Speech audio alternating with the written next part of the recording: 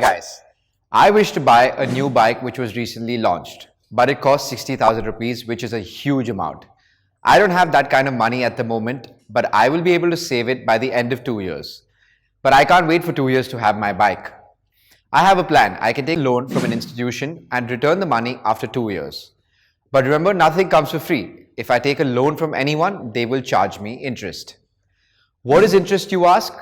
It is the extra money that the borrower pays to the lender over and above the loan money for using the money borrowed. So today, let's learn how to calculate simple interest on a sum of money borrowed. The factors that play an important role in the calculation of simple interest are the principal, the time, and the rate of interest. Let us understand this one by one now. The principal is the sum borrowed. If I borrow 60,000 rupees from the bank, then this is the principal amount. Time is the time period for which the money is borrowed. I intend to take a loan for 2 years and hence the time period is 2 years.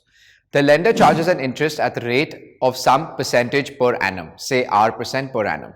R% means R on every 100 and per annum implies for every year. This means R rupees are to be paid as interest on every 100 rupees borrowed for a period of 1 year. I inquired that the rate of interest on the loan that I intend to take is 10% per annum. So the rate is equal to 10% per annum. The simple interest for a principal P at a rate of interest R for a period of T years is given by the product of P, R and T upon 100. Let us calculate the interest that I will have to pay on the loan of 60,000 rupees for 2 years at 10% per annum. Substituting the values of P, R and T as 60,000, 10 and 2 in the formula, we get that the interest to be paid is 12,000 rupees. At the end of 2 years, I will have to pay the sum of the principal and the interest to the bank. This is called the amount. This means I will pay 60,000 rupees plus 12,000 rupees or an amount of 72,000 rupees to the bank.